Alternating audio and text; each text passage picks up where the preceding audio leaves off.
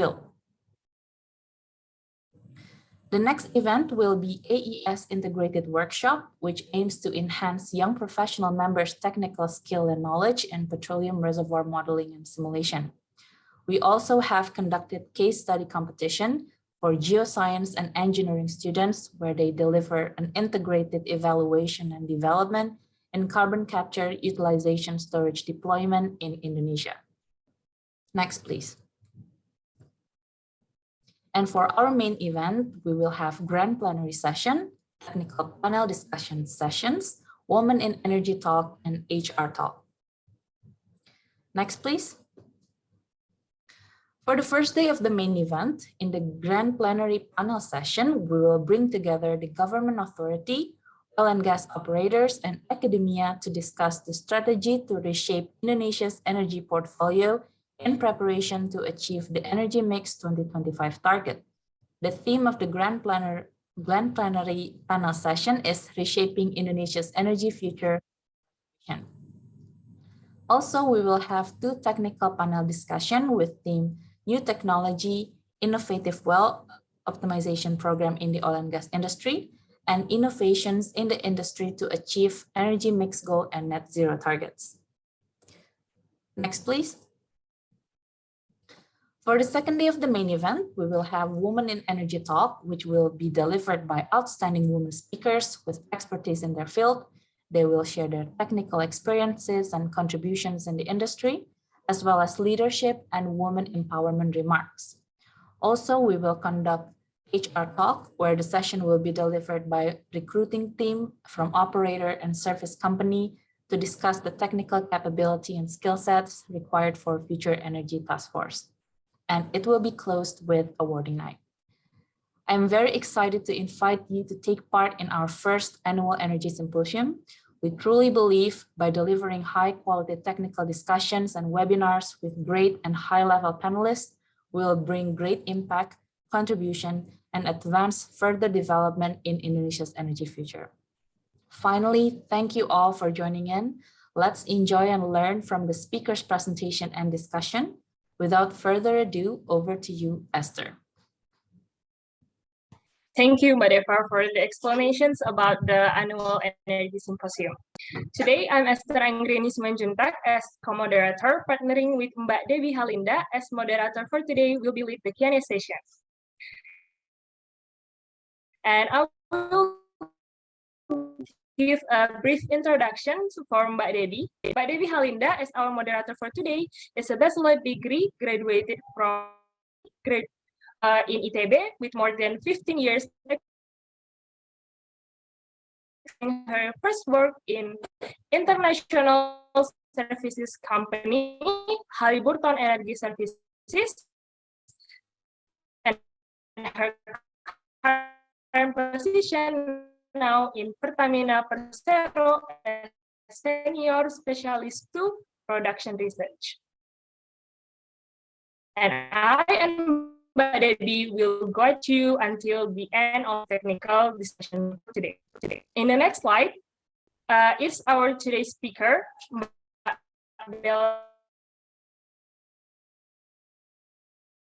Okay, I'm sorry for the connections. And continue. Okay, for the next slide, it's our today's speaker, Mbak Belladonna Molinde. With the theme is the importance and accelerations of subsurface research and study in carbonate capture, utilization, and storage, or CCUS. With the presentation highlights such as introductions to CCUS and its importance, phases of CCUS subsurface research and study, CCUS global benchmarking in the industry, and potential application in Indonesia. And let me introduce our speaker. Our speaker is Mbak Belladonna Molinde. Is the energy professional with over 16 years of experience in international energy company and research center in Canada, Scotland, Malaysia, and Indonesia. She highly skilled in geomechanics and conventional reservoir, well stimulation, as well as project and research management. She started his career as wireline fit engineer at Schlumberger, and she is the specialist to production research at Pertamina Persero currently now. And ladies and gentlemen, now we are entering our main session of today. And for this session, we will be led with our great speaker, Mbak Belladonna. For participants, don't forget to drop your questions on the chat box. And for Mbak Belladonna, time is yours, Mbak. Yeah, thank you, Esther, and all the participants, and also SPE Java for inviting me, and also Mbak Debby for being the moderator this afternoon. So I'd like to say hi, first of all, to everyone that I've seen familiar faces, either from Canada, Mbak Yulini, either from Malaysia, all my friends, and also students, wherever you are. Thank you for seeing my webinar today. So hopefully we can learn something together today. And then please let me know if you have any question in the middle of the presentation, but Debby will help me in this matter. So let's just continue with the materials. Can you see my screen now, Mbak Debby or Esther? It's clearly seen, yeah, Mbak Bella. Yeah. Okay, so yeah. The topic of the presentation today is the importance and acceleration of subsurface research and study in CCUS, which it's a very common and popular topic these days in the energy transition era, which is carbon capture, utilization, and storage. So this is just a bit of introduction about me. I'm Belladonna Maulianda. You can call me Bella. I'm focusing in energy transition and also upstream advisor, currently working for Pertamina. I have around 16 years working experience, either in energy practice, energy transition, and upstream operational excellence. I've been working for multinational companies such as Schlumberger, Total, P.Eng, Weatherford, and I was also an assistant professor for University of Petronas in Malaysia. I also did my Ph.D. in University of Calgary, and I have a P.Eng, or a professional engineer from Canada. So currently, I've been involved heavily in national strategic task force teams, such as the 2022 presidential G20. I'm in the Energy Equity B20 task force team. If some of you are following the meetings, we just held 2 inception meetings these 2 days, which was ended last night. And I was also involved in the ministry's task force team, together with Mbak Debby from Pertamina in energy and mineral ministries in drafting the CCUS regulation for Indonesian government. And I'm also involved in the state-owned enterprise ministry and also Pertamina's task force team in drafting and supporting the net zero emission initiatives. And then lastly is I'm also involved in the Pertamina Unconventional Resources Development in Rokan. So I'm also the advisor for the SPE Asia Pacific region, and I'm also involved in the ARMA, or one of the prestigious Geomechanics International Society body. So that's all about me. Now we're moving forward to the presentation. So the presentation has 3 sections, 3 main sections. First of all, I would like to present what are the backgrounds or the importance of the topics, which we already know and aware that the world requires support to meet the net zero emission, or NZE, and it's growing energy demand, right? So in one hand, we have to reduce the carbon emission, but in the other hand, we still need to meet the growing energy demand from our fossil fuel and the other energy sources. But why? Because we get the impact from the greenhouse gases. I'll show you later on what are greenhouse gases and what are the impacts. And then what can we do about it with some of the initiatives we call CCUS. And then these climate changes, what we can say, behavior phenomenon is being impacting is impacting the global or the world in a holistic manner. So we have some targets in a global net zero emission, and also we have the country's target, or we call it NDC, National Determined Commitment. And in a glance, I'll show you the global and Indonesian CCUS projects and the research which show a promising potential. And then I'll show you some analysis in the detailed in global CCUS projects and the research growth. And then some of the regulations from the global and the other countries, and also the research and study phases in the other countries and also in Indonesia. And then some of the examples of the research and studies that we need to conduct to have an optimum CCUS activities. So the takeaway messages that I want you all to take from my presentation is basically we as growing countries and developing country, right, Indonesia, we have to learn from the other countries' success stories and implement the CCUS subsurface research and studies in order to achieve the optimum CCUS activities in Indonesia. Okay, so the first section is the background and some of the definition for some of you that don't know or not aware of about the greenhouse gases yet. Let me see, I cannot see the title. Okay.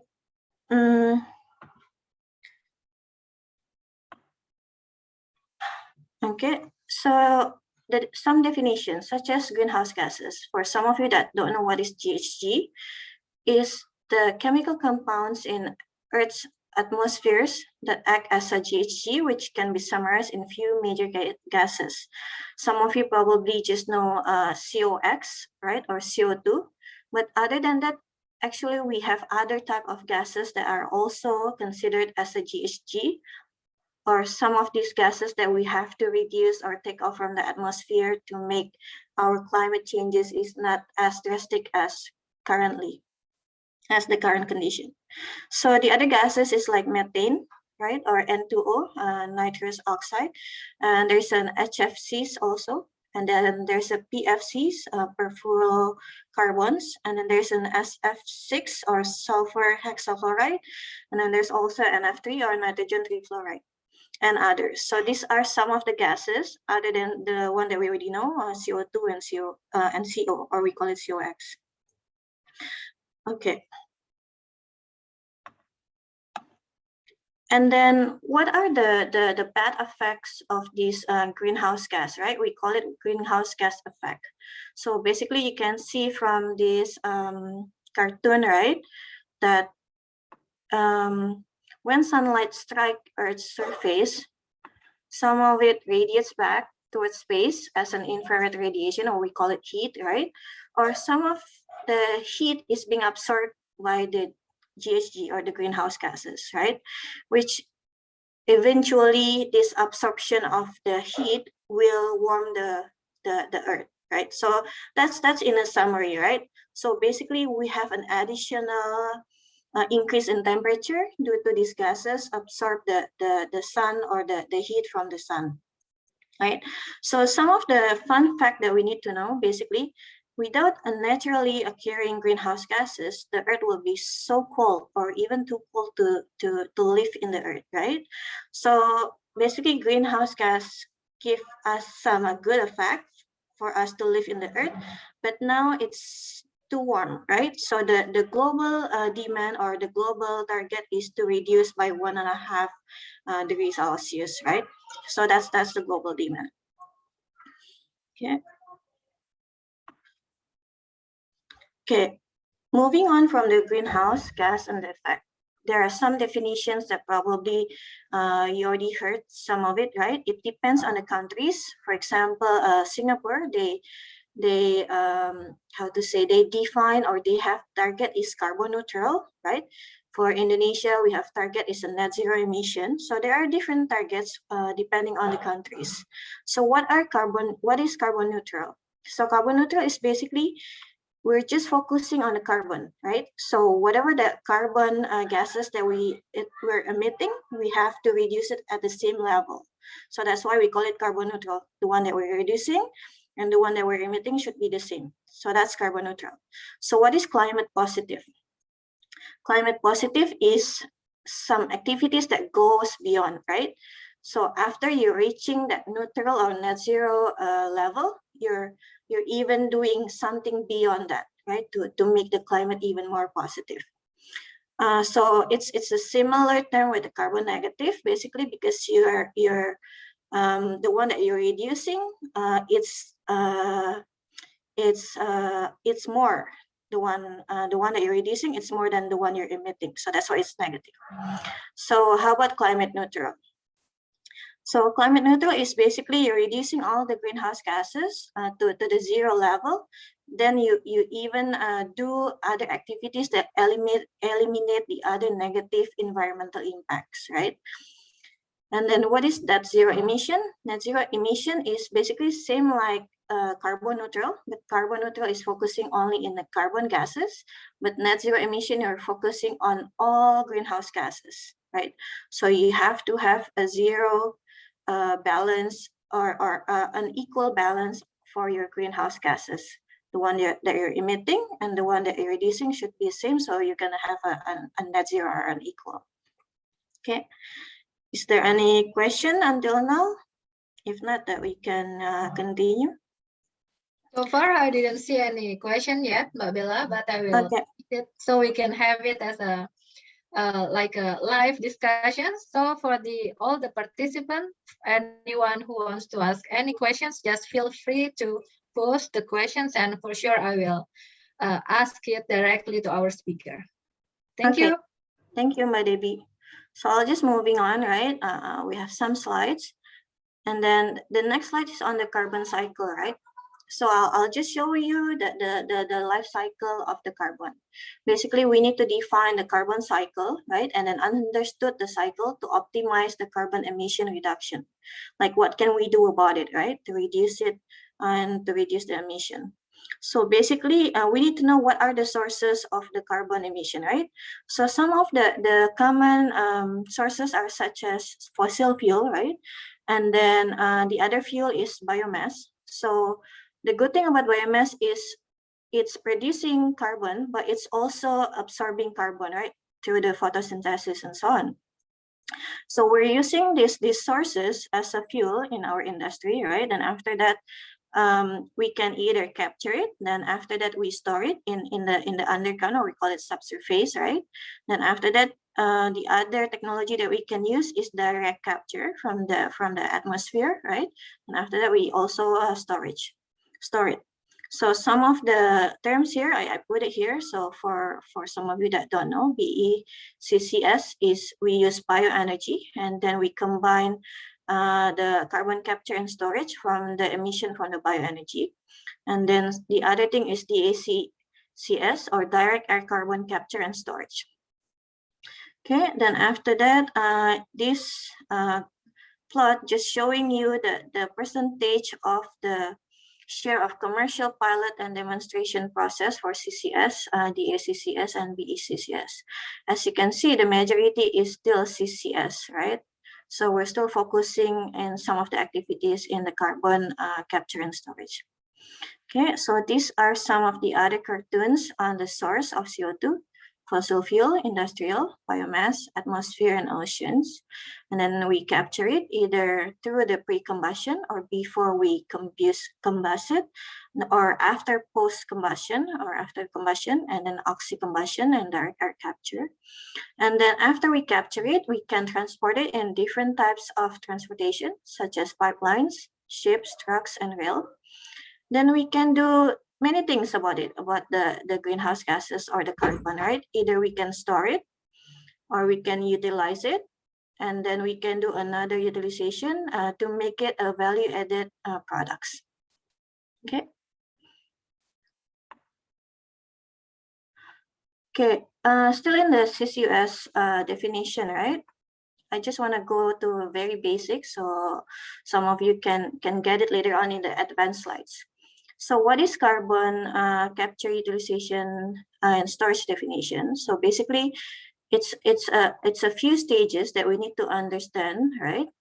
That we can implement, and then later on we can achieve our target, right? the country and the global target. As I mentioned before, the target can be carbon neutral, can be net zero emission, right?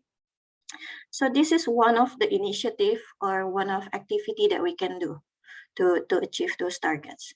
So carbon capture is basically we're capturing the CO2 produced, right, by industrial plants, which then the CO2 is separated from the other gases. Then after that, we can transport it, right? Then after that, we can utilize it and store it. So this will be the focus of my talk today, which is the subsurface part, or we store it or inject it underground. Okay, so this is another thing that I want you all to understand, right?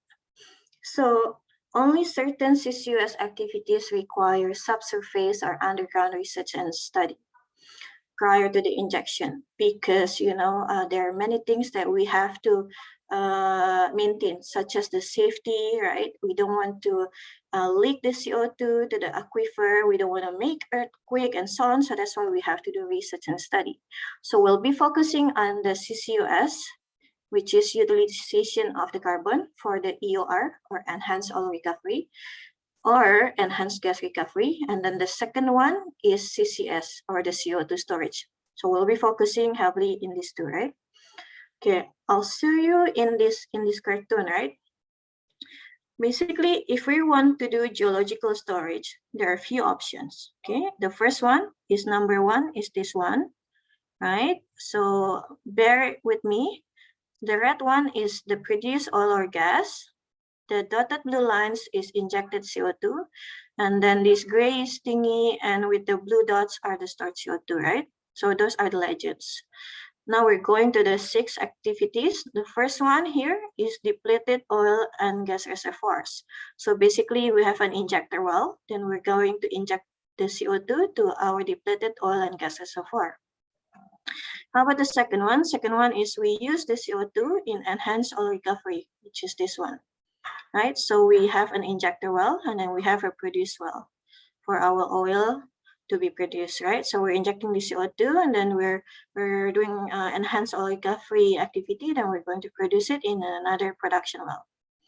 How about number 3? Number 3 is we're going to deep unused saline water saturated reservoir rocks. So we're going to store it in our saline reservoir rocks. How about number 4 is our CO2 will be injected to the deep coil seams, right? So we have a coil seams that we don't mine or we don't produce, so we inject it over there. So number 5, we are injecting to the same layer, which is the coil bed methane, but this one is a shallower, and we're going to produce the gas from the CBM. And number 6 is other suggested option, okay? Okay, that's the cartoon on different storage types. And then here we can see different types of surface facilities that we can have when we're doing a CO2 injection or storage. We have storage facility, we have separation facility, we have water injection pump, and so on, right?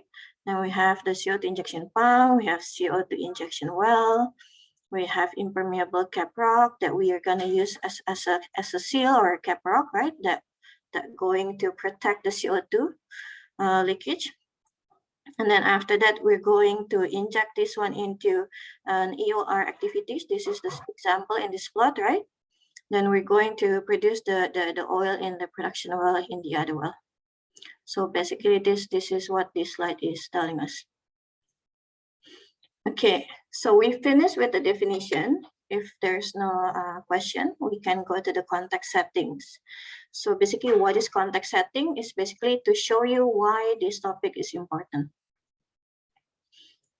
Okay, so the first context setting is the world's commitment in greenhouse gas emission reduction and growing energy in fossil fuel, which is a dual challenges, right, that we're facing, because the other one we have to reduce the carbon or the greenhouse gases, but the other one we still need the energy, right? So these are the challenges that we're facing. So I'll show you some of the key facts that we're facing now. Basically, from UN or United Nations, we have Sustainable Development Goals, right? which is, I think there's a few of them, and then we're just focusing on number 7, that we need to have affordable and clean energy, okay?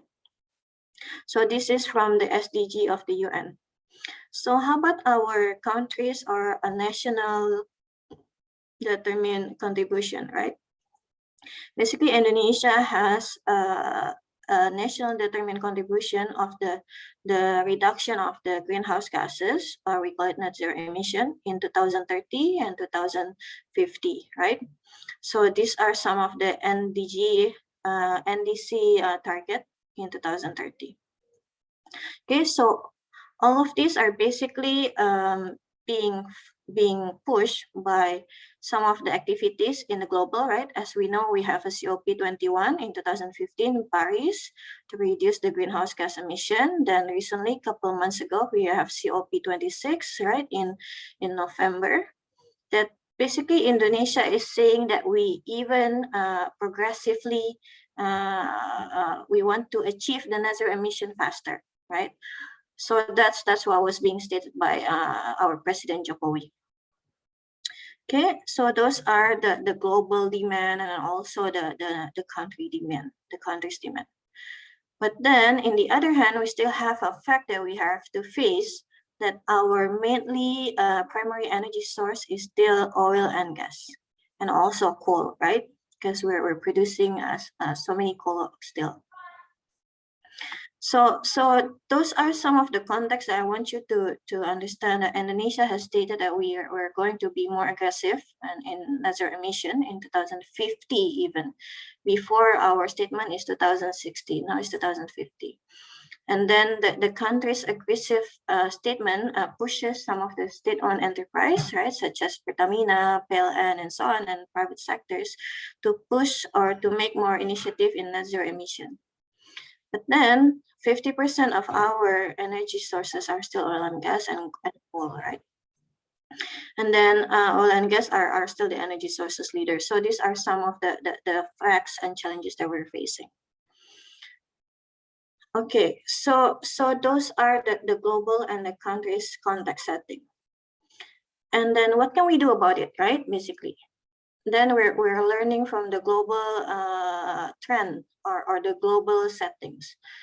Basically, if we're seeing the global settings for the CCUS market size grows rapidly, which I'll show you later on in the Southeast Asia and also in China and America. So this capacity or the market size growth showing us that it needs advanced research, technology, and capacity building, okay? So in number 1, we can see that the Southeast Asia CCUS annual investment is around $1 billion. That's only in the Southeast Asia, right? And you can see that the CCUS opportunity in Southeast Asia is it's a lot. There's a lot of lists here that you know, you can see it later on when I share my PowerPoint. And then the other phenomenon that I want to show you is the other countries' activities in CCUS, which I can divide into EOR, ECBM, or the enhanced coal bed methane, the gas reservoir, and then stored in a saline and other things. So these one are divided into different countries. As you can see, there are many activities, right? And the leader of these activities is US and China, right? So the other fact that I want to show is China is aggressively conducting CCUS research and projects. I'll show you in the next slide. So which is this one, right? So before we're going to China, I just want to show you the CCUS timeline, right? This is only in 2020. Okay, CCUS timeline in 2020 from March to September. So it's massive. It's a lot, right? You can see UK commits around 800 million pound sterling for CCUS. US announced $22 million for the DAC or the carbon direct air capture research, right? And then the United States again, and the Northern Lights in Norway, in US, Australia, you know, Equinor, in Europe, UK, Singapore, you know, Norway. So it's massive, right? So it's happening right now. So we have to learn from this rapid global trend. So from all these projects, basically the status is majority of the world's 55 large-scale CCS is in America. Okay, so North America is the home to 2 of world's largest scale CCS power projects in operation or under construction. And then Brazil is the only offshore CO2 EOR project. So as you know that offshore operation is already complicated, and then they want to do the CO2 EOR. So it's already happening in Brazil. But then to conduct the CCUS activities, we need to have in place policy and regulation. So basically, we need to regulate some of the activities such as the CO2 EOR, because CO2 EOR is the major economic driver for CCUS deployment in America. But currently, the policy, legal, and regulatory landscape is focusing on incorporating CCUS into the existing oil and gas regulation. So this is also the challenges that we're facing in the task force team in the ministries. So as you can see, even Canada already put their emission reduction policy since 2015. So it's been around 7 years ago. Bella, actually, we have one question in here from Christian Leandro. So do you, it's before it's going to the end or moving to the next content of the slide, could the questions be answered for now, Babella? Yes, please go ahead. Okay, this is the questions from Christian Leandro to us here, to you especially. It's related with in the potential productions of hydrogen from methane gas, the capture of the carbon, how is classified? Is it direct? That's the questions actually.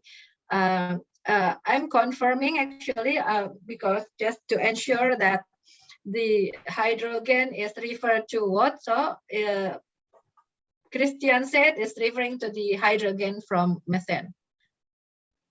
Okay, it's a good question, but actually, Mas Christian, I'm not going to cover the hydrogen separation process and also the capture from methane gases, right? And then probably it can be captured in another talk by Debby. So I'm not going to discuss about hydrogen in this one, because hydrogen is a very, it's another topic. It's a heavy topic. Okay. It's a bit heavy for having separations from the methane, since it's gonna be include the pyrolysis. I think, correct me if I'm wrong, but it's clearly mentioned or answered by Babella. So the scope of the presentations today, this afternoon, is not gonna cover until those micro content. Yes, Babella? Yeah. Exactly. So hydrogen is another popular and hot topics, right? And which currently I'm not involved in any research or studies. So that's why I cannot really say or discuss about hydrogen. But it's a good question. Totally, I think hydrogen is another future in this energy transition. Okay. Thank you, Babella. We have one more questions, but I think we'd better to continue the presentations until the next topic. Then you can go to the questions. Thank you, Babella. Yeah, thank you, Debby. Okay, so we can continue. Now is still in the context setting, but I'll show you the China CCUS activities, right? So basically, CCUS has been one of the major topic for China since 2005. So it's very early, right? CCUS has been listed as a frontier technology in China's mid-long-term technical development program for net zero emission.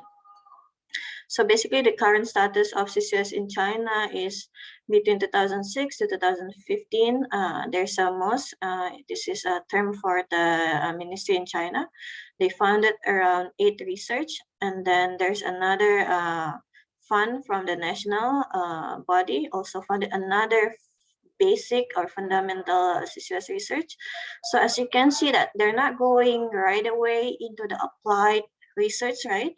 But they also want to enrich, or they want to empower their basic and fundamental CCUS research. So I think we have to learn from China as well, right? So we don't go directly to the applied technology or research, but we need to enrich and empower our capability in the fundamental or basic CCUS research. So as you can see also that there are several international research that has been going on between China and other countries, such as Europe, Australia, and USA. So this is another key, right? That we have to collaborate. We have to work with the other countries that, you know, that already did many projects prior to us, right? So we can learn this from China. So in this plot, there are two plots basically. As you can see that in the research itself, China is focusing in EOR, ECBM, enhanced gas recovery, ESG, which is enhanced shale gas, and then EGS, which is the geothermal. We're using the geothermal, and then the CCS for the storage. And then here, just the division from 2006 to 2016 based on the activities. So as you can see, China has been done a lot of research, and then it's been funded by the governments, and they're also looking for the international funders and collaborators, right? So this is one of the thing that we can learn from China as well. Actually, Babella, we have a very good questions. It's still related to this slide, actually. Since you've been showing the research and projects with pretty much types of CCUS and CCS. So in this afternoon, we'd like to say thank you for all participants. I can see one interesting questions here, which is related with what you show here. Good day and good afternoon, everyone. I saw one person here is used to be my mentor. It's also senior reservoir engineer. Good day to Pak Wahju Wibowo. Also, this is related to this slide, Mbak Bella. There is a questions from Mas Wahju. The question is there any example in the world that CBM or coal reservoir is used commercially, open bracket, not for pilot or research purposes, in terms of this CBM or ECBM is used for CCUS? So specifically, is there any example, like a solid example that commercially driven, the CBM was monetized for CCUS or ECBM? That's the questions, Mbak Bella. Yeah, it's a good question, Pak Wahyu. Thank you for the question. And here I can show you, right, on the left side is from these two slides. These two plots are basically from China. So the left one is for research, right? So they did research in ECBM, right? And then it's around if you combine this purple and the blue and the light purple, probably around 30 or 40 research have been done in ECBM. But then on the right side is on the projects. So I assume I haven't read this paper in detail yet, but here is I can share with you later on the reference. But this one is showing you that I think the project's number for the ECBM, which is the dark blue here. So as you can see, I think ECBM is been done. I'm not sure whether it's commercially, but I'm pretty sure this is not research, but I think it's for the industrial purposes in China. But there are other examples I want to show you later on, but it's not focusing on ECBM. But I'm pretty sure in China they've done something in ECBM, not for research, but for industrial, by Debby and Mas Wahyu. So I hope that answered the question from Pak Wahyu. And yes. I think Australia also, right? I just talked to someone, I forgot what was the company's name, but he's Indonesian. So I was just discussing with him, and they're saying they're heavily involved in ECBM using the CCUS. Yeah. Yeah, so in Australia. Yeah, but in Australia, yeah. Yeah. It's interesting for us actually in Indonesia, but we can have always a reference for this ECBM, since we are not to put much detail in ECBM currently for now, but hopefully in the next future we can have more after the shale or other unconventional, we can jump into this ECBM in later on. One more question, Mbak Bella, it's still related in this slide actually. Sorry for having no, go ahead. I just don't want to miss this slide for you for answering the questions actually. There is a question from Ahmad Filza. It said that, thank you, Mbak Bella, for delivering the CCUS discussions, which is rare and beneficial knowledge for us in the future. The questions that Ahmad Filza asked here is, how much the effectiveness for sequestrating the carbon in future by EOR? Meanwhile, this is the dilemmatic cycle, which means we capture it and continue produce the carbon.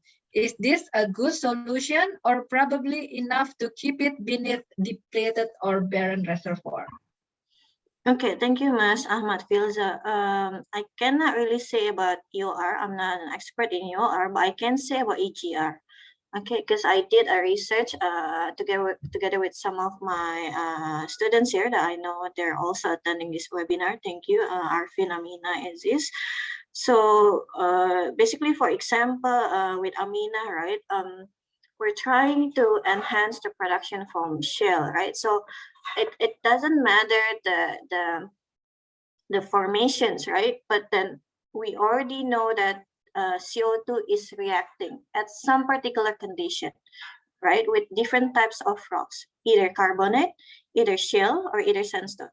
So basically, while we're injecting the CO2 to do an EGR, right, or enhanced gas recovery, enhanced shale gas recovery, or whatever you name it, probably including ECBM. I haven't done research on ECBM, so I cannot say much about it. I don't want to mislead, but I'm pretty sure with shale and also carbonate, because I'm reading some of the journals in carbonate, that CO2 is reacting, or we call the interaction, it's adsorption, AD. Adsorption, meaning it's being absorbed on the surface of the rock.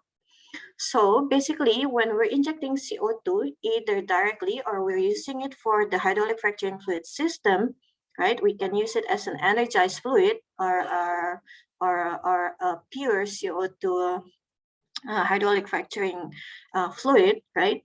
This CO2 will kind of cut the bond between the methane with the rock, right? Either the rock, for example, carbonate or shale. So it will cut the bond between the methane gas with the rock. Then the CO2 will replace that methane gas. It will be adsorbed. So in a point, right, when we're doing EGR, it's also, we're doing CO2 storage, Mbak Debby. Because at some point, right, when we're cutting the bonds between the methane with the rocks, yes, the CO2 has a higher adsorption capacity compared to methane. Methane, okay. Yeah, to some of these rock at a certain condition, right? What I'm saying, a certain condition is pressure, temperature, and concentration, and other things, right? So this one we have to do a very specific simulation. We call it molecular dynamic simulation. So we're going to see in terms of molecular per se, right? So it's not a macro or a field scale simulation, but it's a micro. So we can see, right, how much CO2 that we can store in terms of adsorption in that free space of our rock, right? Because when we're talking about rocks, we have different types of pores that we can fill in, right? So either porosity, either natural fractures, right? Either valves or whatsoever, right? But when we're injecting the CO2, we should create a complex network, right? Or if we're doing a hydraulic fracturing, we call it complex fracture network, right? Which is we're connecting the induced hydraulic fracture with natural fracture, then we call it complex fracture network or stimulated reservoir volume, right? Especially in shale, yeah. So shale is very how to say, unique, right? Because shale, we have around 70%, between 30 to 70% or 70 of the methane or gas is being stored as an absorbed gas. Okay. Yeah. Right. So the methane is being absorbed on the rock surface. So that's why mostly when we're doing hydraulic fracturing or enhanced shale gas recovery, we're focusing in releasing those absorbed gas. Yeah. Because in shale we have three types of gas being stored by absorbed gas or free gas. Free gas is the one that is just filling the pore space, right? So it's moving around without being absorbed. Or the third one is, we call it dissolved gas. Dissolved gas is very rare or very small amount because it's being it's being dissolved in the matrix of the shale. So because of the percentage of the absorbed gas is higher in the adsorbed gas, or the one that is being bonded in the rock surface, that's why we're focusing on that one. Okay. So yeah, totally, I can say that when we're doing enhanced gas or enhanced shale gas recovery using CO2, for some percent or for some values, we're going to store it as an absorbed gas, the CO2, Mbak Debby. Okay, So thank I hope you. that the answer is, yeah. Yeah, hopefully it's answered, but I believe that if we still having, probably Mas Ahmad feels that if still having more questions, we could or he could email it to you directly. Yeah, exactly. I'll put my email address in the last. Okay. So can Okay. we please, Mabella, move to the next slide, since we still have several. Yeah, we still have many slides. Okay. There are so many questions that I will put in during your slides. Thank you, Okay. Mabella. Thank you, Madibi. Okay, the next slide is we're going to focus in the CO2 EOR, right? As I mentioned in the previous slide, that CO2 EOR is the main driver of economic in the US. So from the International Energy Agency, it's estimated around 375 EOR projects worldwide produced 2 million barrels per day in 2018, which is, this one is going to grow in 2040. So as you can see that the CO2 EOR is growing globally, right? Okay, so I'll just skip through. Okay, now we're going to Indonesia, right? Some of you probably more wondering about Indonesia. So what we have done, right? So Mbak Debby here is the senior in my team and in my office, and then together with me and the other team colleagues such as Mas Bongga and so on, we're heavily involved in many CCUS projects, right? But for now, we're just sharing with you only three big projects that we're dealing within internal Pertamina, right? So there are three fields that we're focusing now, which is Sukowati, and then Gundi, and then Ramba, right? So as we can say that the most progressing CCUS activities that we're doing in Pertamina, or we call it state-owned enterprise now, is Sukowati and Gundi.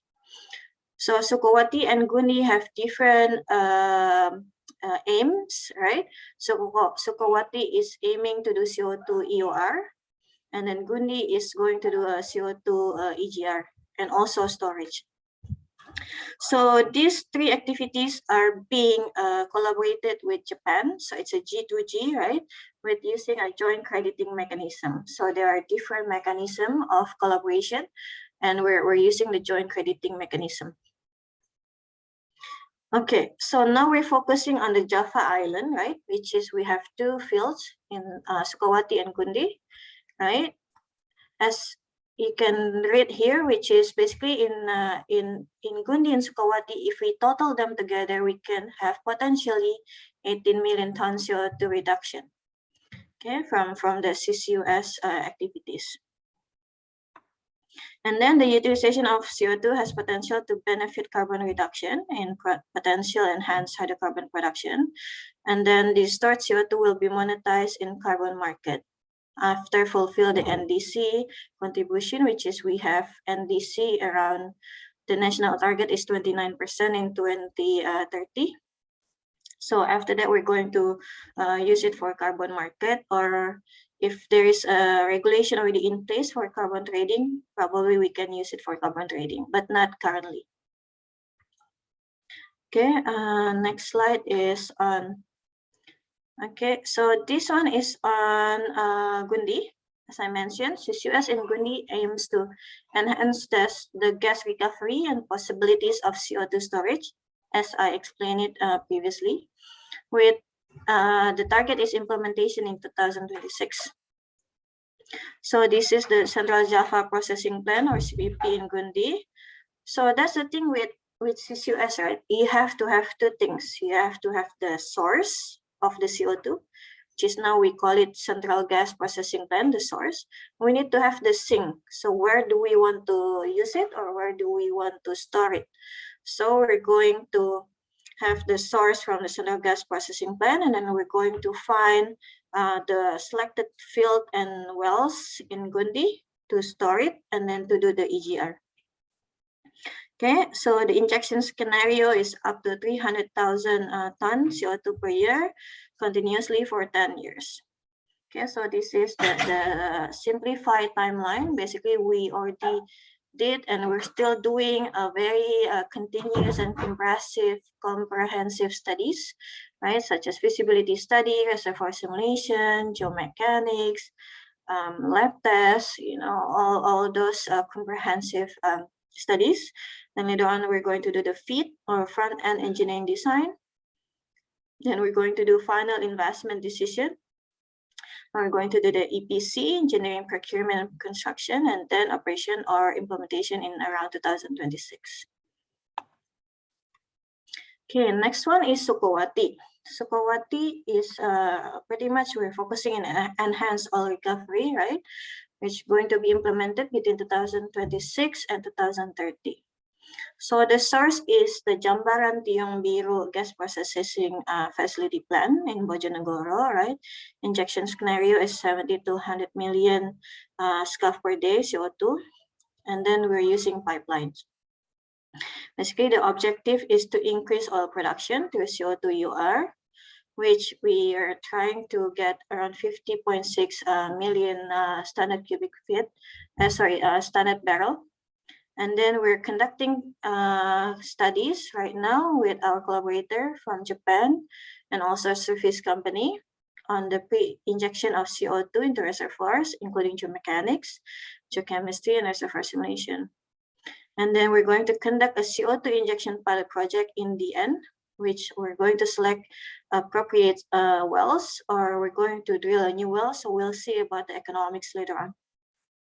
So including transportation, handling, and supply, and so on. So this is the timeline. It's pretty much similar with Gundi. Okay, next one is Ramba. Ramba, we're still in a very preliminary phase.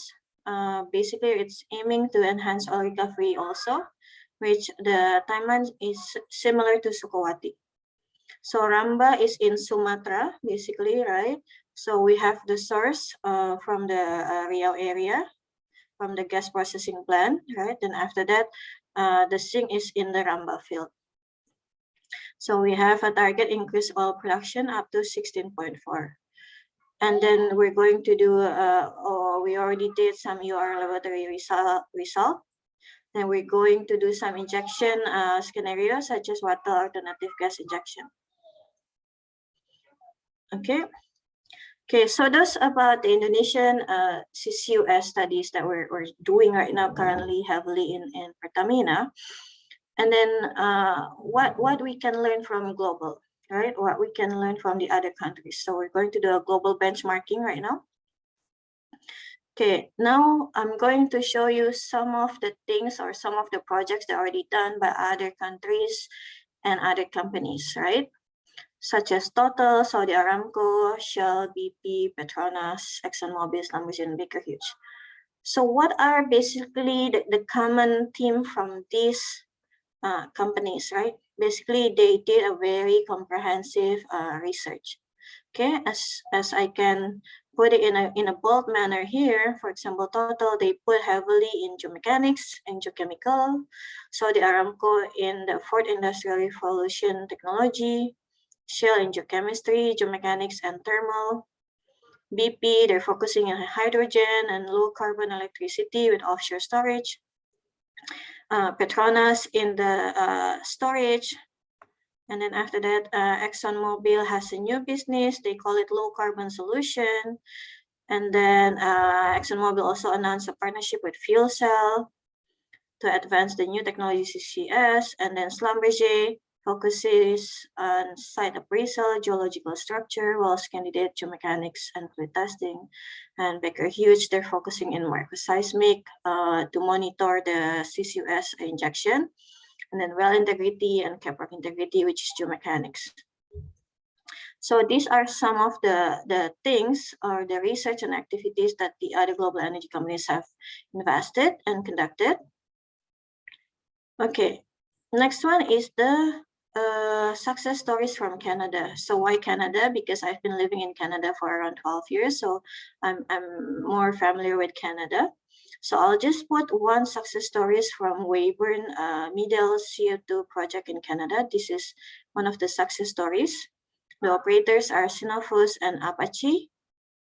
They begin injecting captured CO2 at Weyburn and Middle oil fields in Saskatchewan, Canada in 2000 as part of their EOR.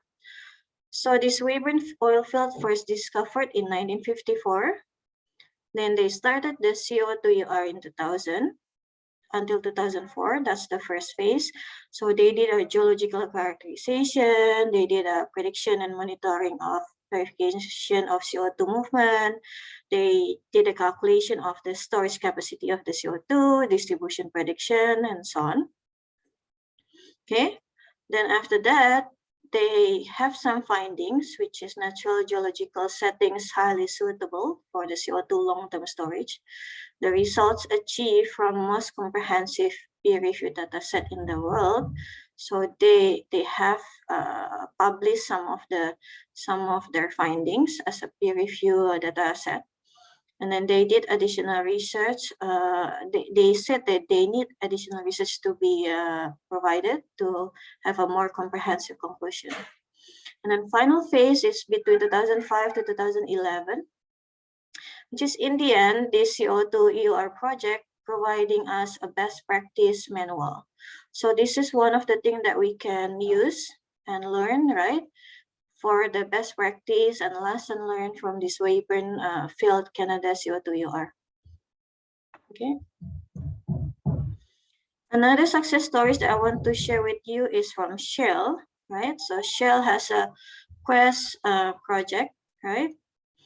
And then Shell has many other projects, as you can see, not only in Quest in Canada, but also together with Equinor and Total in Norway, in Northern Lights, and then they also have in Permisite in Netherlands, and then they also do it in Netherlands as well. So Shell also have a very great and strong portfolio in conducting CCUS in all over the world, right? So we can also learn from these projects from Shell. Okay, so enough with the companies. How about the universities and research center, right? Because when you want to conduct research and studies, you have to learn from the best. So the best universities, I put it here, which is MIT, Stanford, Harvard, University of Texas, University of Houston, and then my university or my alumni is University of Calgary. So basically, as you can see, some of familiar names such as Prof. Zobek, right? And then the other institute such as University of Calgary, they develop a very fundamental and applied research. For example, MIT, they got a funding in $1 million funding in 2020. They're focusing in storing CO2 in basaltic rocks. Okay. How about Prof. Zobek, which is one of the geomechanical legends from Stanford University? He developed a new technology on effects of supercritical CO2 on matrix permeability, considering geomechanics, and he's focusing in unconventional. How about Harvard? Harvard, they're doing a CO2 storage project based on thermal, geomechanical, and induced fracturing effects. So they're focusing on a shear fracturing. So we have different types of fracturing, right? We have a tensile, and we have shear, and we have combined fracturing. So at Harvard, they're focusing on shear fracturing. Or some of the companies call it dilation, such as Bitcan. Thank you, Patio, for coming as well to this webinar from Bitcan. And then how about University of Texas? They're focusing on the CO2 and rock and the brine water interaction. So as you can see, that CO2, rock, and fluid interaction is also important, right? And some of the studies we call this interaction is geochemistry studies. Okay, and then the other one is from University of Houston. There's Prof. Soliman over there. They're doing a CCUS commercial deployment consortium roadmap. So they're focusing on the roadmap and facility design. So how about University of Calgary? So they're focusing on CO2 UR in Alberta to store this much of a gigaton of CO2 in minimum field delivered CO2 price of $60 per ton. Okay, and they have the Institute for the CO2 Containment and Monitoring. So there's a lot of been going on, right? So I just want to give another 2 detailed example from MIT and Stanford. So MIT has a MIT CCUS Center. So some of you, if you're interested in some of the research, you can go to this website, MIT CCUS Center. Basically, they're focusing on the geological storage to solve challenges associated with CCUS. These are these 4 focus of MIT, which is their fluid dynamics, geochemical processes, geophysical imaging, formation testing, monitoring, and verification. So you can see different universities have different focus. How about Stanford? So Stanford, they have their own center as well. They call it CCUS. They're focusing on the flow physics, monitoring, geochemistry, geomechanics for CO2 transport and storage. And these are the 3 big projects of research. They're doing a regional analysis for the development of CO2 site selection and ranking criteria. Second one is pore-to-core scale analysis. So they're conducting different scale studies from the micro to macro. And they're also doing heavily modeling and simulation in geomechanics and geochemical and so on. Okay. Okay, so finish with the universities and companies. So how about the regulation from the global and the other countries and research and study phases? Okay. So currently in Indonesia, CCUS regulation are still in progress. Okay, we're meeting every week. We're doing a focus group discussion, inviting many different ministries, you know, and creating energy and mineral ministry regulation. So we're working on it. Okay, so don't you guys worry about it. Especially Mbak Debby here, she's heavily involved in it. So therefore, because we don't have the in-place regulation yet, we have to, you know, use the global regulation as our reference, because we cannot wait the regulation yet, then we're going to conduct the research or activities later on. Okay, so these are some of the screenshots from the ministry's website that it was just showing you that the ministries and the government are working on the CCUS regulation. Okay, so basically in global manner, we have many guidance and guidelines and best practices are from international partnership and countries, which is active in CCUS, such as Europe, US, and Canada. Okay, and these guidelines providing us advisory and recommended practices. They have range of target audiences from government and regulation and regulators and other stakeholders. So the top 3 that I want to put here for the guidance and best practice is from US, National Energy Technology Laboratories, or they call it NETL, right? They have the best practice. And also the NV, the guidance documents practice for geological storage and wells. And also there's a best practice from Weyburn, Canada. So these are the references down there if you want to read it more into details. So Bella, there is a second question from Miss Talita Seda. Actually, it's related with your slide and your previous slide. I managed it since this Miss Talita had been asked 2 questions, and in which one of them is related with the previous slide that you mentioned. It is about how important the government, our government actually, to promote the CCUS so that we can see more aggressive measures from oil and gas companies. Is there any incentive scenario prepared by the Indonesian government? That's the questions in which you have mentioned before that currently the ministry is doing the making the regulations is ongoing. hopefully you can explain it in more brief about what exactly is the government or the ministry is preparing right now, and would that promote or kind of like gives any incentives to the oil and gas companies to be part of the CCS and the CCUS? Yeah, thank you, Mbak Debby. Thank you, Mbak Talita, for the question. It's a good question, basically, because whatever activities that we're doing, basically it goes to the basic, right, which is economics, right? Is it beneficial for the companies or no, right?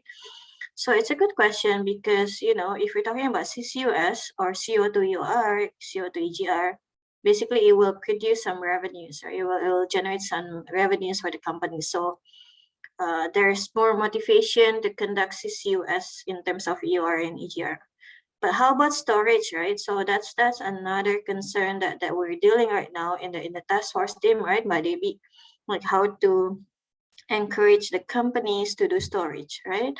So that's why we were working closely with the other ministries, right, such as the investment and the economics ministry and so on, how we can encourage and then getting the government support in terms of the carbon tax, the carbon trading, the incentives and so on. So yeah, it's been heavily discussed right now, but Talita, it's not there yet, but I can see that the government is doing their best, and then they're learning from the other countries, right, such as you mentioned before, to imply the incentives and so on. So yeah, it's being discussed heavily right now, but we're not having it in place right now. But I think we're going to that direction, right, Mbak Debby?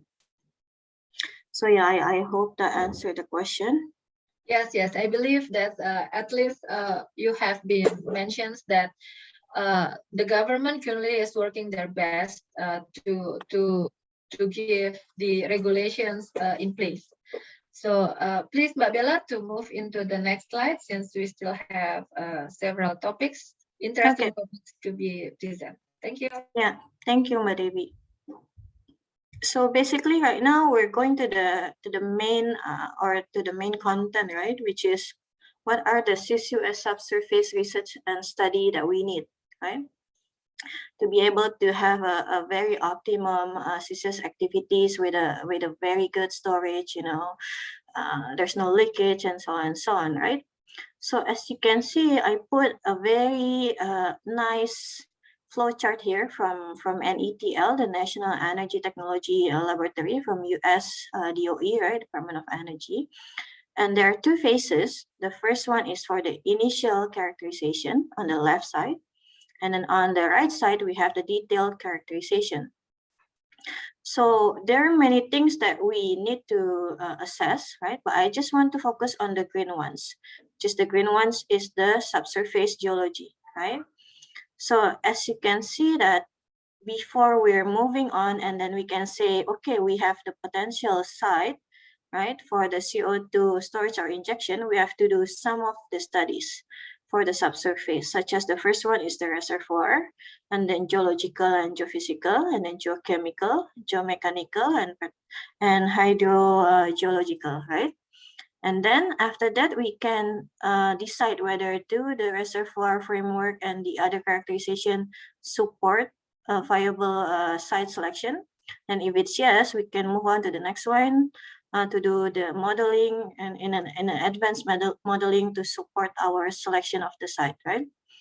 Then from this plot, we're moving to the right side. To the right side, which is we're going to the detailed characterization, and then we're focusing on the green one still, right? Then we need to acquire and analyze new data for detailed characterization, such as the geological and geophysical data, then outcrop studies, geophysical, data acquisition, appraisal well, pre-injection CO2, and so on. Then later on, we can say, okay, we have a qualified site. But bear with me, it's still a site selection, right? But then later on, we have to do well selection, and then we have to do layer selection and so on. So this is a very good general flow chart that we can follow for the preliminary and detailed stages in selecting our site. Okay. The next one is, okay, some of more details that we can do in the CCUS subsurface research and study phases. So in this slide, we're saying about, or we're discussing about screening criterion for CO2 storage site based on subsurface and economical consideration. So from the flow chart that I mentioned previously, I just want to touch upon few topics, which is the first one, storage capacity, or the total volume that we can store, and the injectivity, which is the easiness that the fluids or the CO2 can flow to our stratigraphical intervals. And then the third one is trapping mechanism, right? After we store it and we inject it and store it, we need to make sure it's being trapped nicely, right? And then the fourth one is containment. Containment is the characteristic of the cap rocks, which is the seal, right? Or is there any fault and fracture that can have a potential leakage of the CO2, right? And the geomechanics study can provide the containment or the integrity. And then the last one is the cost or economics to include all the activities that we're going to do. Okay, next one is CCUS. Still in the subsurface research and study phases, there are some important parameters that I want to show you about the CO2 storage, such as the trap mechanism, target zone, and possible storage. So there are four main CO2 trap mechanisms that we can rely on, which is the structural, is the cap rock, and then CO2 displaced fluid or residual.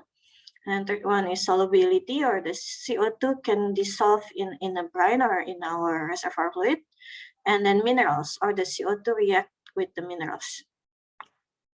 And then we can inject it to the saline aquifer. It can provide largest potential storage due to the volume, and then the depth usually is a deep, and then sealing cap rock capacity, and then usually there's no fault. And then the third one, we can inject it to the depleted reservoir, right? It's a similar storage mechanism with aquifer or when we're doing EOR and EGR. And we can also inject it to coal seam, basalt, and enhanced geothermal system. I'll show you later on in the next slide. Okay, so this is just a very simplified general well candidates that we can use, right? So the well candidate chosen based on the cap rock integrity, and we can use abandoned wells, right? And then we need to determine the risk of the leakage, and then the additional emission from any surface processing facilities. We need to monitor the possible leakage rates, and then the well completion that we can withstand corrosion, because remember, we're dealing with CO2, right, which is a corrosive manner. Okay, so these are some of the things I want to show you, that we have some scientific challenges and research direction for different types of CCUS. So this one is for the CCUS, EOR, and EGR. Okay, so the scientific challenges is basically, the first one is we're still lacking of fundamental understanding of the fluid flow in low permeability, right? And behaviors of the natural and engineered tracers to determine the fluid or the CO2 migration, right? We need to have an interfacial phenomena of CO2 in heterogeneous pore networks, right? And the fate or the behavior of fluid injected into geological formation with low permeability. And this is one of the focus from MIT, I think, is the fundamental study at the molecular scale and mesoscale. So based on these challenges, what are the research direction, right? Which is the CO2 reservoir interaction in chemical and physical interaction, right? There should be a protocols or like a guideline, right, for experimental and modeling. And then for field scale development or advanced well diagnostic tools for various geological application. And then we need to understand also the CO2 interaction with rocks, right, as I mentioned previously. And then this interaction will create a different behavior in the pore networks, right, which is it can lead to increased permeability. And then the rock CO2 interaction can lead to leaching of heavy metals. So this one is another thing that we have to handle with. And then the behavior of various rock components during CO2 injection. Okay, the previous slide is about CO2 utilization in EOR and EGR. And now we're talking about CO2 storage. So what are the general CCUS CO2 storage challenges? Right, basically the subsurface storage of CO2 is currently represents the only viable approach to isolate or to store a large volume of CO2. That's why we have to learn what are the challenges. So the multiphysics challenges are the combine of fluid mobility, pressure development, because when we're injecting, of course, we're going to increase the subsurface pressure, right? That we have to learn or study the dynamics of it. And then the geomechanical response, when we're injecting, it will affect the geomechanical properties and strength, and also the geochemical or the interaction, critical saturation of different types of fluids, and the geological heterogeneity. Okay, and then we have different types of units or different types of scales that we have to consider. Then the key of the storage issues is the capacity, injectivity, and containment. So it's very complicated, right? And then this is just one of the image from the Sleipner CO2 injection project in Norway. Okay, the next one is the detailed CO2 storage challenges. The previous slides is in general, now is a detailed. So the detailed challenges is focusing in two things, basically, injectivity and capacity, right? So we have to know that the CO2 have challenges in injectivity and capacity, right? Basically, we want to store as much as possible, the CO2 in gigaton, right? But we have some challenges, right? So which is CO2 migration, trapping process, understanding of when and how, our caprock, which is the one that, contain the CO2, when it's going to fail. We don't want it to be failed, right? Because then we are going to have a leakage.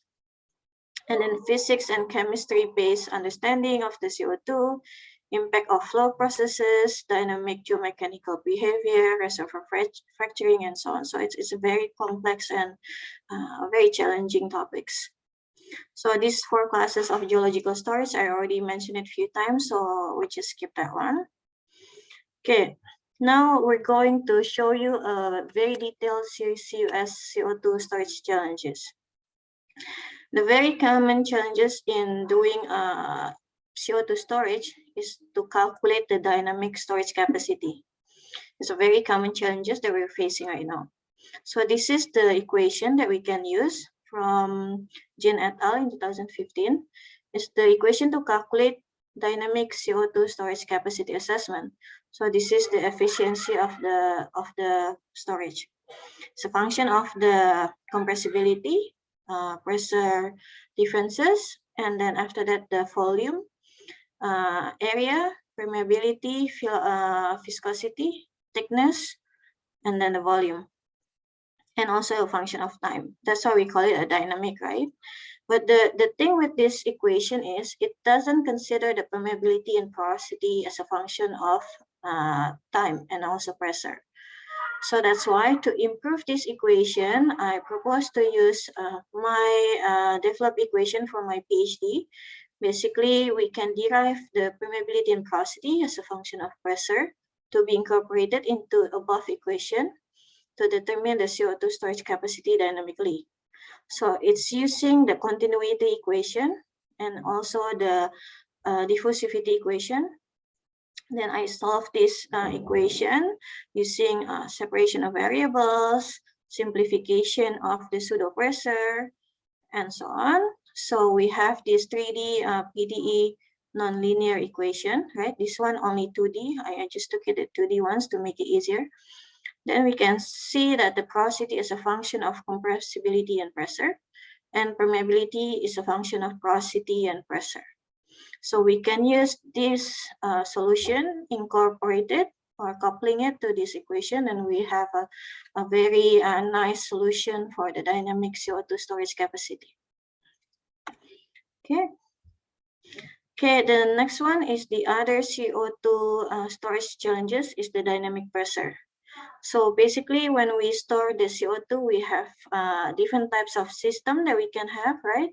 In the left plot here, we can have an open system, closed system, or semi-closed system.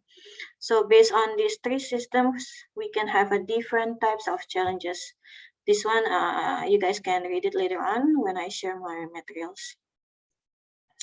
Okay, so this one is another approaches that we can use to manage or limit the pressure buildup when we do a CO2 storage. So we can do improve understanding of the detailed nature geomechanic limit, or we can find the optimal use of the pressure depletion. Okay, or we can do a regional analysis of the pressure buildup, or we can produce our brine to compensate the CO2 that we will inject, right? So we need some space, so we produce some brine water first, then we inject the CO2. Okay, so the goals in this pressure management research is basically we have to investigate the hydrologic and geomechanical hazard. So hazard is the key. And then we have to quantify and find allowable and acceptable reservoir and basin scale pressure, and improve the understanding of the cap rock and reservoir hydraulic fracturing. And we can, in the end, optimize the CO2 injectivity. Okay, I think we're almost finished. This one is on the monitoring. So basically we have another thing that we have to do when we do a CO2 storage or injectivity, injection. We have to monitor it, right? So we have to make sure that it's being stored, it's not leak to the other layers. So we have some scientific challenges. Basically, we have to convert the monitoring from a small number of intensively monitored, mainly only pilot, into a full-scale gigaton storage that we can monitor. We need to directly detect and measure CO2 in the formation. We need to see the storage site behave as a function of time. Then we can identify the monitor and the deviation or the changes, right? And then the research direction is to monitor the containment, directly measure some of the parameters that we need to know, pressure, temperature, and so on, and provide measurement in temporally and spatially, such as using fiber optic. Okay, and then this is the last one that I want to put in your mind, right? Which is my concern, but Debbie's concern, and other people's researchers' concern is when we're going to do CCUS in Indonesia, we don't want to have an earthquake, right? We just recently had an earthquake, right, in Jakarta last week or a few weeks ago. I just want to remind all of you that when we do CCUS or inject CO2 underground or in the subsurface, we can have potentially an earthquake. Okay, so this one we call it induced seismicity because we're inducing some earthquake due to human activities. Okay, so this one is being monitored, the seismicity or the potential of an earthquake in different projects here. You can read it in US, Canada, Algeria, and so on, right? I just want to show you this one. This one is from Oklahoma, okay? In Oklahoma, they have an average of 1 earthquake per day.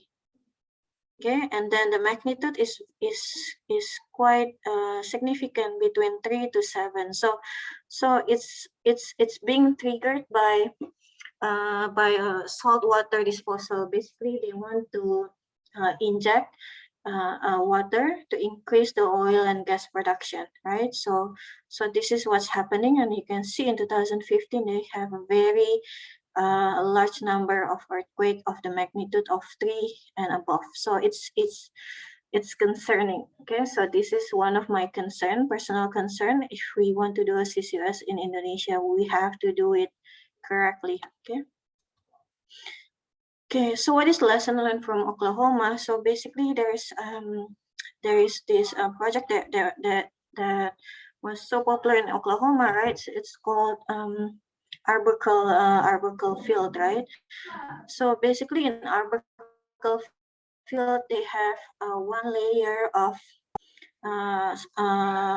like a saline layer that they inject the saltwater disposal, and then they try to increase the pressure of the oil and gas reservoir to produce a higher oil and gas. But then not too far from there, I say it's too far, not too far, it's 7 kilometers deeper, they have fault, right? So this fault's supposed to be not active fault, right? But then only by perturbing around 100 psi pressure, this fault is being activated. You remember 7 kilometers, right? This was being stated by Prof. Zobak in ARMA conference last year, that this 7 kilometer distance between our injected layer with the fault can cause an earthquake between 3 magnitude above with only 100 psi pressure. So, and this is happening, right? So this is just one of the concern that I want to raise in my webinar, that we have to be really careful. You know, even there are so many scientists and researchers in US, they're still having this Oklahoma incident, right? Not incident because they're having a lot of induced seismicity over there. So, and it's still happening, right? Because once you're induced or activate, the fault is going to be, you know, it's still going to be there. So that's why they're still experiencing the earthquake right now, at least once a day. So what we can learn from Oklahoma, basically we need to do more geomechanical models, you can see here. And then statistical model, then we combine these two, we can find or study the potential or fault slipping. Okay, so this is very important, because in Sukowati field we have a fault over there, right? And then we have to identify and then manage the risk if we're going to do CCUS over there. Okay, these are just some slides that you know, it's nice to know, right? Because it's another different types of topics, basically well integrity, right? Well integrity, we have different types of completions, casing, tubing, and so on, that it's going to give us a potential leakage sources, right? So we have to do a quite research as well over the well integrity topics. So these are some cartoons just showing us the leakage mechanism, the leakage sources, and some of the scientific challenges that we can address by doing a good research. Okay, and then there are some advanced CCUS subsurface research, right? This one, for example, we can use CO2 as a working fluid in geothermal. This is not being applied yet in commercially, but they're doing a few studies, right? So basically CO2 has a different types of properties than water, and then they found that CO2 is a good and prominent geothermal working fluid. So there are two examples that I want to put here for the CO2 usage as a geothermal working fluid, which is in Germany in 2020. They did a feasibility study of CO2 plum geothermal system. And then in Turkey in 2018, they used CO2 in the injection field file tests in a geothermal field in Umurlu. So there are only feasibility study and pilot tests, but I think it's one of the future as well to use CO2 as a geothermal fluid.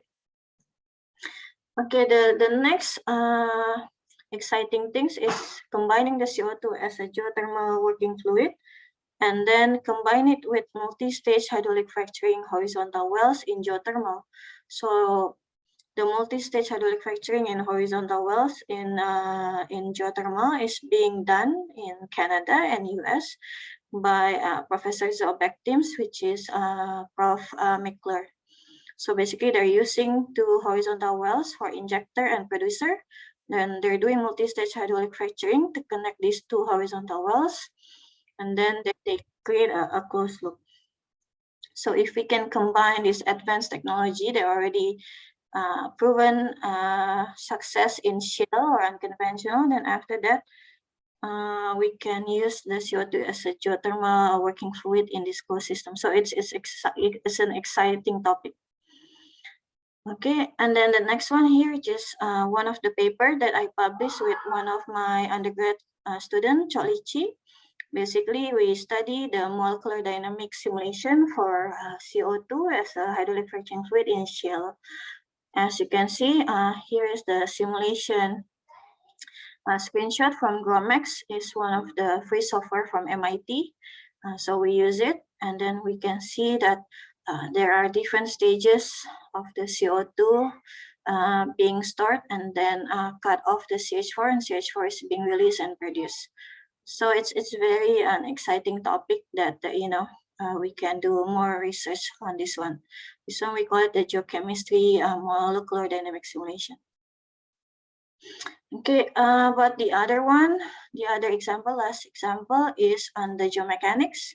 So basically we have to study the CO2 distribution. For example, this one is from Nguyen et al. In 2016.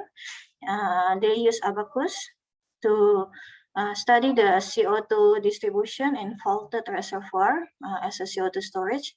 They couple the storm CO2 for coding the flow model with abacus for the finite element geomechanics. So this is the procedure of the coupling. This is the grid of the finite element modeling in abacus. And then this plot just showing you that when we're injecting the CO2, this CO2 will distribute horizontally, and then there's a leak fault here. Then it will leak vertically throughout the fault. So it can be measured from the geomechanical simulation. Okay, last one is lesson learned. This is my last slide. There are lessons learned that we can learn, which is we can avoid the leakage, right? And after that, we can find the source of the leak of the CO2 by studying our well integrity and capillary integrity and so on. It's being documented by many people already. So the takeaway messages is basically there are important backgrounds or reason why we have to do study and do research in CCUS, because we have global and Indonesia demands in reaching the net zero emission and growing energy demand. And then there are a few analyses that we saw together today, which is global benchmarking, regulation, advanced research, lesson learned, and success stories that show that the importance of CCUS subsurface research and studies. So what we can do in the future, basically to implement the CCUS subsurface research and studies in order to achieve the optimum CCUS activities in Indonesia. So yeah, that's all from me. Thank you. If you have any question, you can send email to my Pertamina email or to my personal email at belladonna.m@pertamina.com or troxylon@gmail.com. So yeah, that's all. Thank you for watching my presentation. Thank you, Mbak Bella. It's been such a great and so educative sessions this afternoon. We have so many questions actually in here. It's confusing me which questions that I need to ask you. So in the chat box, I put some message to the participants that several of the questions it's already include that you explained already in the slide. But there is one question that I'd like to invite directly for the participants for asking you directly, if you don't mind, Mbak Bella. Would that be okay for you? Yeah, go ahead. There is Mas Valentinus Perli here, Perli. Pardon if I'm spelling your name not right. But if you want to ask directly to Mbak Bella, since you have such a complete and kind of like it's a bit hard to brief your questions, so please feel free for having your mic on a speaker so you can ask directly to Mbak Bella if you are still here. Mas Valentinus, the time is yours. Thank you. Thank you, Mbak Debby. Thank you, Mbak Bella.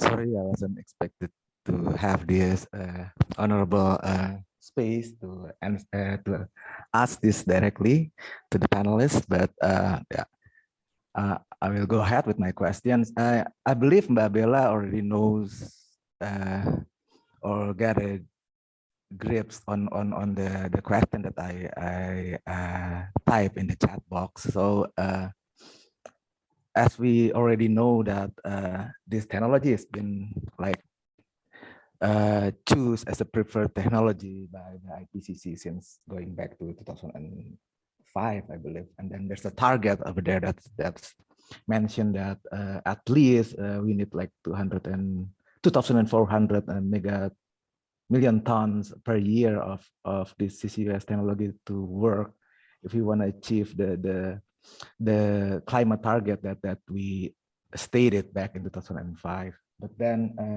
as we know, there's, I don't want to say technology, but the economic equation as a whole, the CCUS is not really gain traction, even in the quite mature area like the European ETS scheme. Even though you mentioned about the Northern Light project that's been trying to, I don't know whether it's already started, isn't it? Like, and then there's the hydrogen hub that the UK is also trying to build. Do you feel like we kind of like in danger to be in the situation where I mentioned about that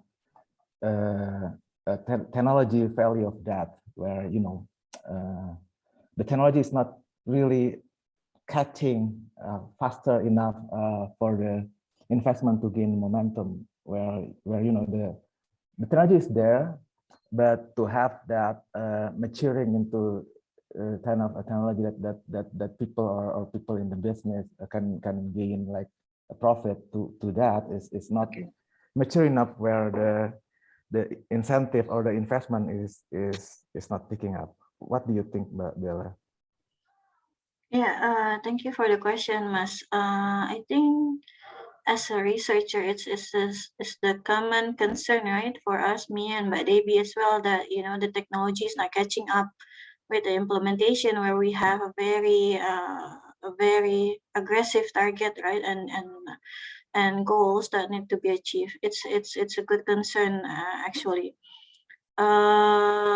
If we're talking about global, right? If we're talking globally, I think the technology are there already, and then there are many countries with different and many success stories, right? So that's one thing. But the other thing also, there are many incidents as well, right? As I mentioned before with Oklahoma and the other things. So as Indonesia is trying to conduct many projects in CCUS, as we can see, even only from Pertamina, we're doing a lot of activities, yeah, Mbak Debby. Yeah. And so I think it's a very very good concern, and this is very spot on concern that as I presented in my slides, there are many research, many studies and technologies that we can do studies from fundamental point of view until the applied level, right? So I think we cannot avoid to implement the CCUS, Mas, karena it's one of the top list initiatives that we have to do, because we're producing oil and gas, right? So that's one of the things that we have to do as an energy companies. But I think you are right. We have to comply with the technology and regulation that we can avoid the risk and so on. Probably Mbak Debby can add on this topic, Mbak.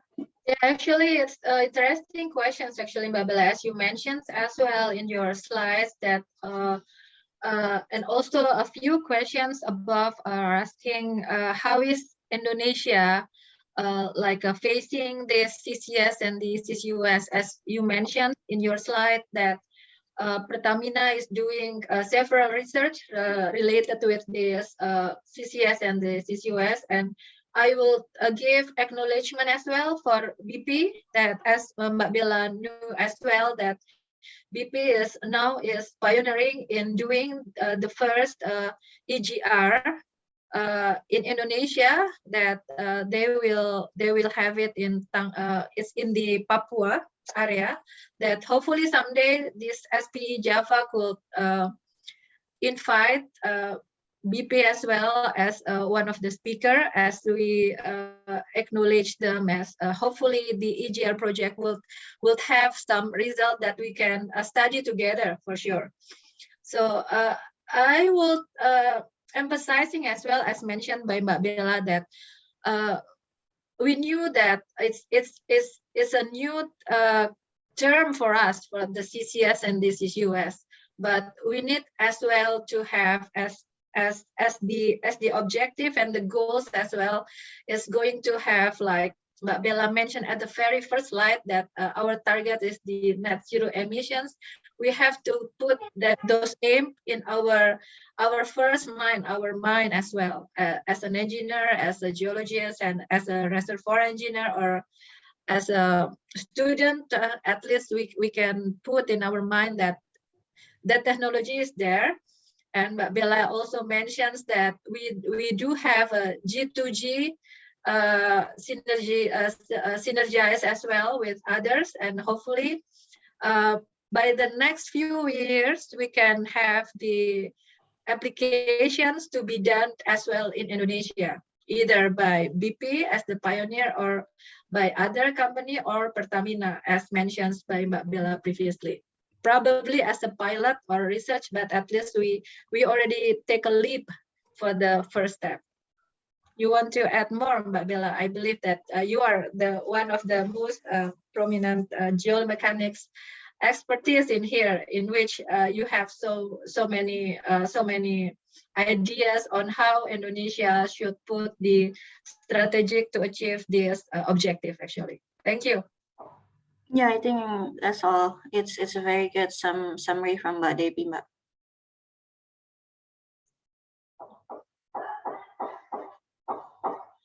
Mbak Debby still unmuted. I'm so sorry. Thank you, Mbak Bella, and hopefully the that been answered by Mbak Bella could be taken by all the participants, especially Mas Valentinos. We are so sorry that the time is pretty much limited for our sessions this afternoon, but I'd like to put my best appreciations for Mbak Belladonna Maulianda that already shared all the knowledge and every detail of the CCUS and the CCUS to all of the participants in here. We knew that so many questions that could not be answered directly by the speaker, but hopefully, but I believe that Mbak Bella will answer directly. You can just email email Mbak Bella directly, and I believe that she will answer it one by one. So at the very end of this presentation from Mbak Belladonna and me as moderator of these sessions, I would like to bring back the time for the committee. Mbak Ester, please, the time is yours for now. Thank you. Thank you. Thank you, Mbak Bella, for the clear explanation.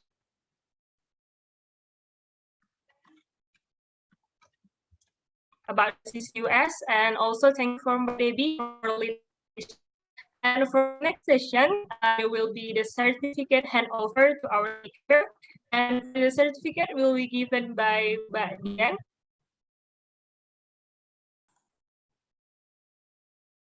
Hello, can you hear me clearly? Yeah, Mbak. Hello, hello Mbak Bella. So on behalf of SPE Java Indonesia and also the annual Energy Symposium 2022, we would like to give our greatest appreciation to Mbak Bella. We'll send you the memento that will look like this, yeah, later on. Unfortunately, we cannot give it directly to you. That is very shame, but we hope that it can express our gratitude for your time and effort, especially in your current condition at the moment. We also hope and pray that you will deliver safely and have a very fast recovery after your baby delivery, Mbak Bella. Thank you, Madian. Thank you for everyone who's attending the webinar. Yeah, so we will also present you with the certificate for the speaker in this session. Yeah. Before we move on, we'd like to document this with a snapshot. Mbak Vanya. Yeah, Mbak, ready, Mbak. Thank you. Okay, smile, yeah. In 3, 2, 1. Okay, one more time. 3, 2, 1. Okay. Okay. So for the interest of timing, the moderator, thank you very much, Mbak Debby and Esther, for running the show, running the event very smoothly. We will send also the memento to you. Okay, so before we end, let's do the documentation. Esther, you can take over from here. Okay, thank you, Marian. Okay, guys, and now we are in the photo session. So for all the participants, please turn on your camera and give the best pose and smile also. Okay, let's take a picture together with Mbak Bella, Mbak Debby, Mbak Dian, and all the committee. Okay, I will waiting for less than 1 minute. Okay.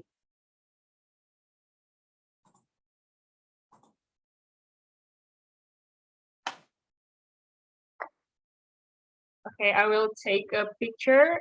Okay, get ready. In 3, 2, 1, smile. Okay, with a different pose, I think. Once again, in 3, 2, Freestyle. 1. Yes. Okay. Nice. Thank you for all the participants. And now we have come into the end of this event. Okay. But a quick reminder, guys, if you are wondering about the 5G workflow for the fracture modeling and well placement in geothermal field, don't forget to register yourself in Technical Discussion Group Series 2 that will be held in February. And at the end of this event, I, Ester Anggreni Simanjuntak, represent the committee and SPE Java section, want to say thank you to our speaker for your time and willingness to be a speaker to this event. And thank you for Slambuji, Premier Oil, and BP for supporting this event. And thank you for all the participants we are joining the Technical Discussion Group Series 1. Hopefully, what we have shared and get today can give us the benefit. Don't forget to fill the attendance form in the chat box to receive the A certificate. And please wait another interesting event in SPE Java section by follow our social media. Thank you and see you in the next event. Thank you, everyone. Thank you, Mbak Bella. Thank you, everyone. Thank you, everyone. Deva. Bye.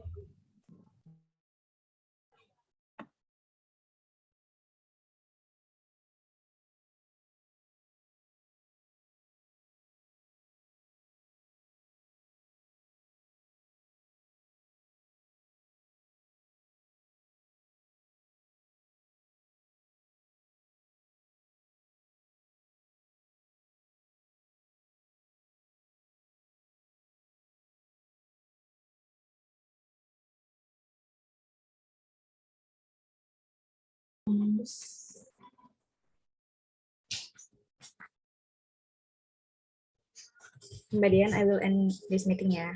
Thank you.